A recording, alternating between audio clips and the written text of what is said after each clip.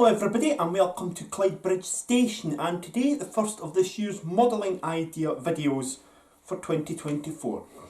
This is an infrequent series of videos that I'll be making on this channel where I go to a location, either verbally in this case or occasionally physically, and tell you why I think it's an idea to make a layout from. The videos will, as usual, consist of locations that aren't modelled at the moment, and the ideas will be based upon the BR sectorisation era. So we're not going back to the 1970s or 60s, we're not going into the 2000s. It'll be set around the era that my layout's set in. In February I'll be taking us down to the seaside to Skegness for that modelling idea video, but today we're going to head up to North Wales, the first time we went to Wales in this series. The Bangor Model Railway Group has probably got the most famous location in terms of layouts for North Wales, and that's their 1977 set Mostyn layout. It's been exhibited at numerous exhibitions and for a while was part of the regular series of layout updates on Rail Express Modeller magazine. That actually stopped after a change in editorial deadlines, but the layout is still going. But we're not going to be looking at Mostyn, that's already been done as mentioned. Instead we're taking a trip along to Bangor in North Wales as well. North West Wales to be precise, because it also forms the last point heading westbound on the mainland before you cross the Menai Bridge, the Britannia Bridge, Menai Strait, and get onto the island of Anglesey. I won't go into the full history of Bangor Station for you, but what I can tell you is that the era that we're going to be looking at it in, only 2 platforms are in use, but 4 tracks are in use, plus a fenced off platform and a engineer sidings to form a goods yard. One thing that you do need to have when you're building a layout is usually a scenic break, so that trains can go out of the main part of the layout and into a fiddle yard. Now my layout, that is the tunnel that takes the trains under the main street and takes them down the ramp to the lower tier fiddle yard.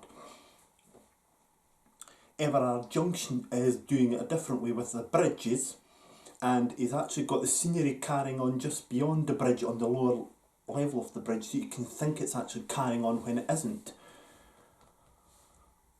Tunnels are, of course, along with bridges, the most ideal scenic break you're going to get, and in fact Bangor offers that, and that's why I've chosen Bangor today, because it actually offers the possibility of a scenic break in that there's tunnels at both ends of the station. During this video you'll actually see a video come up in the top right hand corner from S Pompey Transport when he was at Bangor in September 1989, and it'll show you some of the variety of traffic that you get there. So let's first of all talk about the variety of traffic.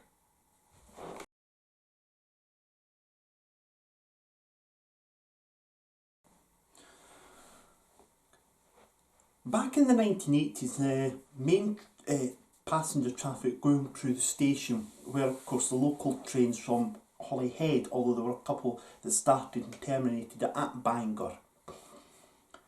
These would have been operated by a variety of conventional 3-coach DMUs, that's first generation DMUs, or Class 142 Pacers, or Class 150 or 156 Sprinter units.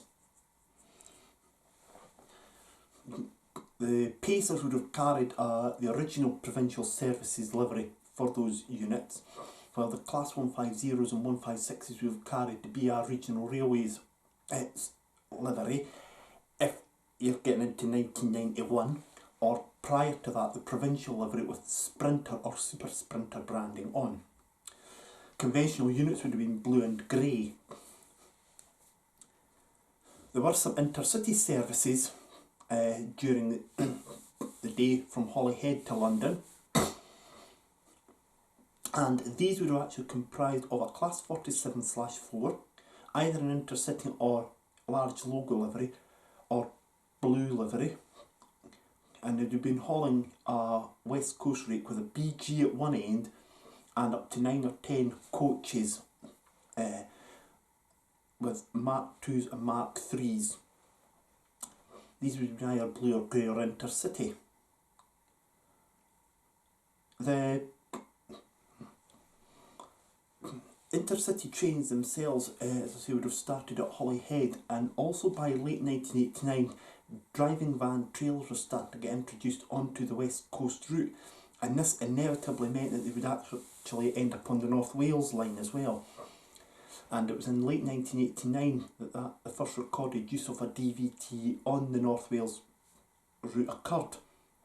Of course, the Class 47s were not equipped with the GEC Plessy TDM push-pull system, so they had to be conventionally hauled in both directions. So this gives you a modelling idea immediately that you could have a Class 47 with the DVT immediately behind it hauling it. But do check that your DVT has got the capability of having a coupling installed. Very important, that. And of course the length of train I've just mentioned to you there will give you an idea of the length of the platform that you'll need. You're talking about 10 or 11 coaches. By late 1991, I think it was actually October 1991 to be precise, these trains were in the hands of high-speed trains that had been ousted from the East Coast main line with the electrification there. And you'd have had a 2+8 formation. Parcels trains occasionally stopped at the station or passed through, and these would have been hauled usually by Class 47s. The parcel stock is, of course, there's a whole lot out there. GUVs, Mark 1 BGs, and these would have carried either the original parcels livery of red with thin stripes at the bottom, blue and grey, rail blue, and you may have even had a TPO van in or two in there as well. And as I've already said, Class 47s would have been dominating that traffic. Now originally they would have been in blue or large logo blue livery, but towards the end of the period we would be getting the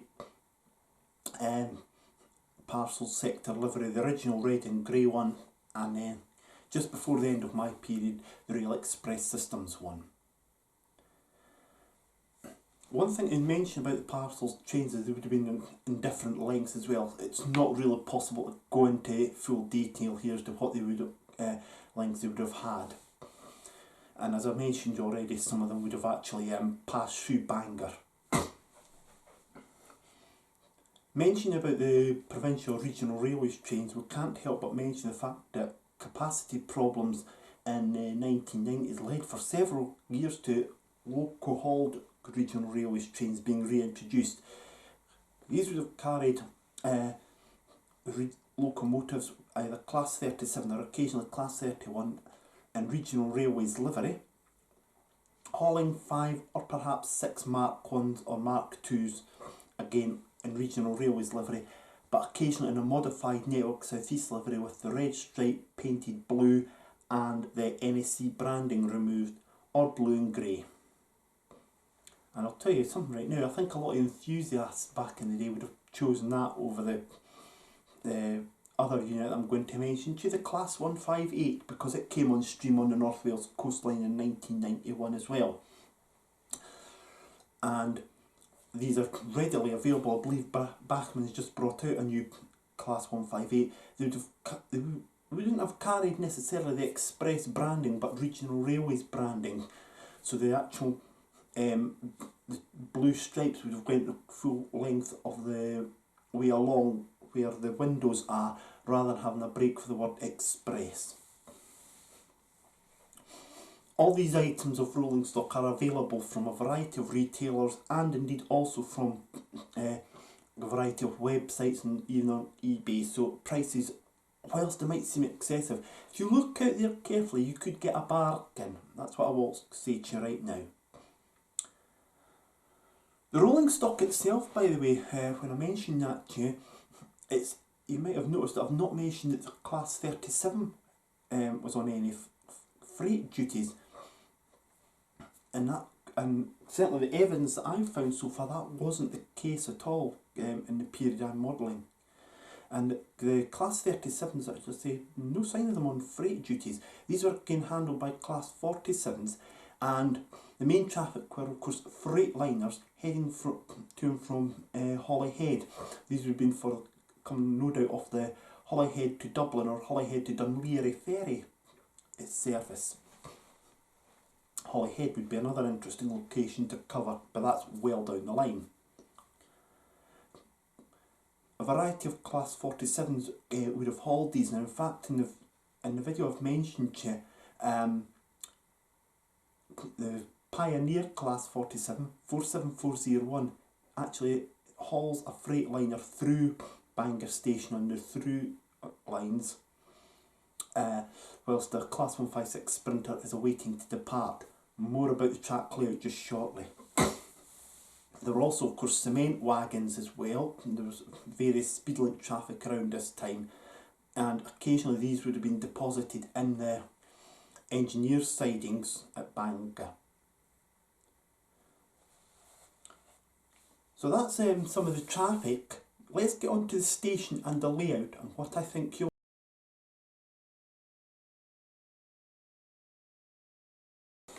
Originally, Bangor station consisted of 3 platforms and a goods yard with another goods yard.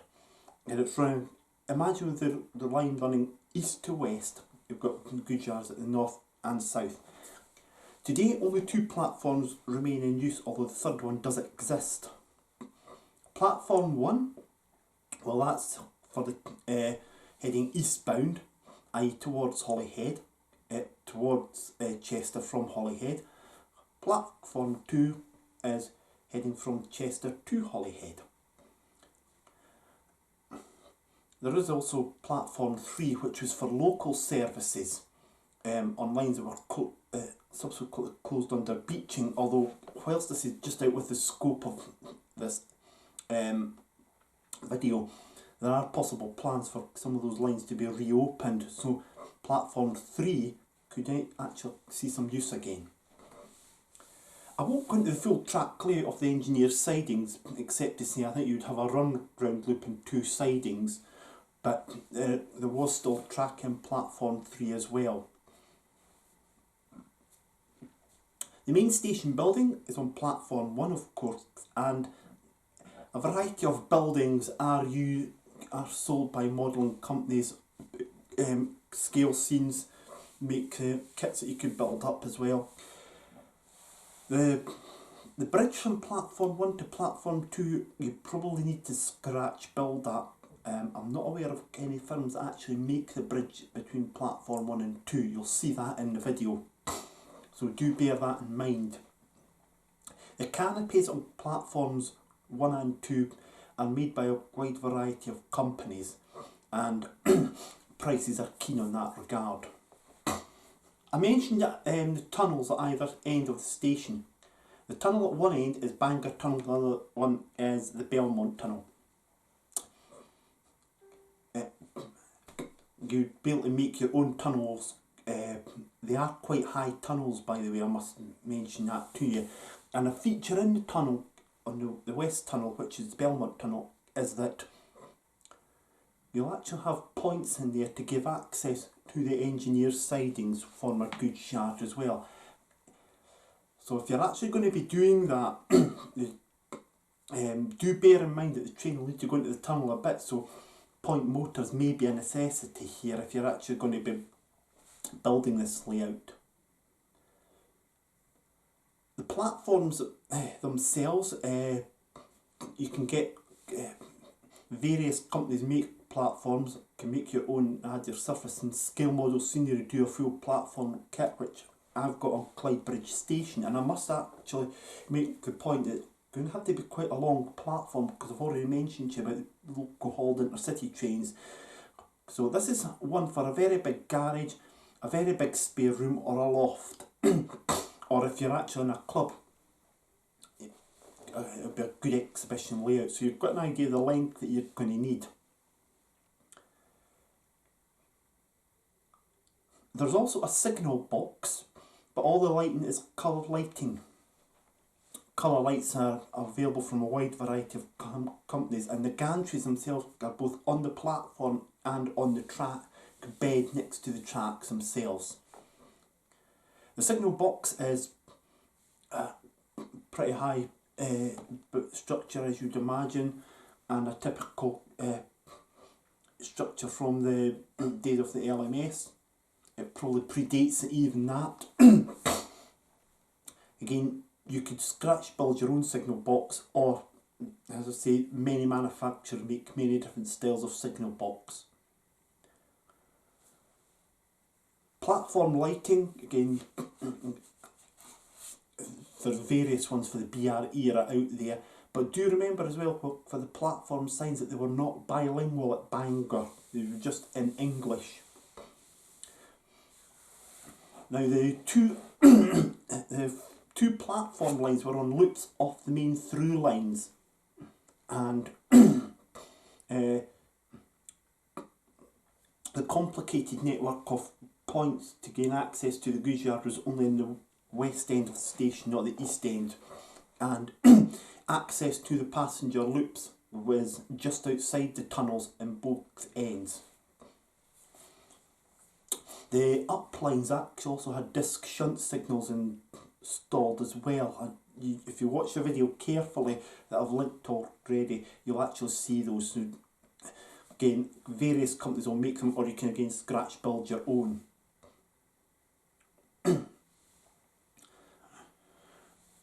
Platform 3 was fenced off, and it was a little bit rough and overgrown. Now it's a standard BR fencing of the period, wire mesh fencing of the period. Lots of companies do it. Scale model scenery is probably one of the best examples you would get of that fencing, but other companies I'm sure will make that fencing as well. But do bear in mind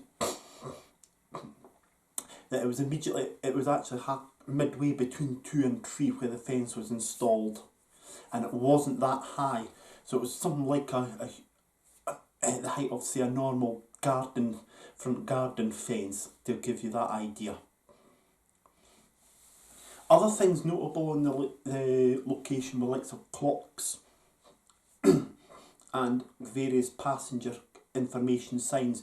Now, in terms of the passenger information signs, quite a few companies do those on eBay. Eagle One,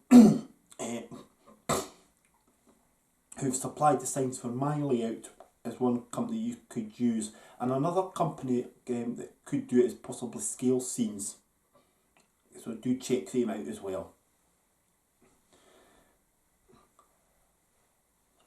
Lastly, of course, you're going to need a lot of scenic material in terms of trees and bushes, particularly behind the signal box. And the beauty about Bangor station is that you can actually have it reversed, so you could have the station building, what we would call the entrance, facing the viewer with the goods yard towards the back, or could reverse it, have the goods yard at the front so people can see the back of the building, all the platforms and the town scene beyond it as well. And in terms of the actual station area, there's a couple of car parks, and on the platform there's also a station building which comprises a coffee shop and some railway offices. Now, I didn't get any images of that station building, but it looks, according to a map on National Rail, that it's a separate building. Bachman's waiting room and toilet building, which I've used on my layout as a WH Smith and a parcels point, is just sufficient enough. So there we go, that was Bangor Station in North Wales, a modelling idea for you. So if you've ever thought, why hasn't anybody tried to model Bangor before, go ahead and do it now, because I'm pretty sure if you do it in the sectorisation period, it'll be very interesting indeed. Well, that wraps up this modelling idea video, and as I've already said, we're going to Skegness for the next modelling idea video, where we provide you with a contrast with a dead-end terminal station, which, it has to be said, has seen better days and is really in need of modernisation, which poses a good challenge for the modeller. And after all of that, there'll be the February update from the Clydebridge station, where we'll be building the water tower and putting oil spill down on the fuel points in two of the stations, two of the layout sidings. And as well as all of that, we're going to be heading to Model Rail Scotland at the end of February, so it's going to be a busy period. So all I can say now is to say thank you very much for watching. Please do take care of yourselves and enjoy your lays, and we'll see you soon. Bye bye for now.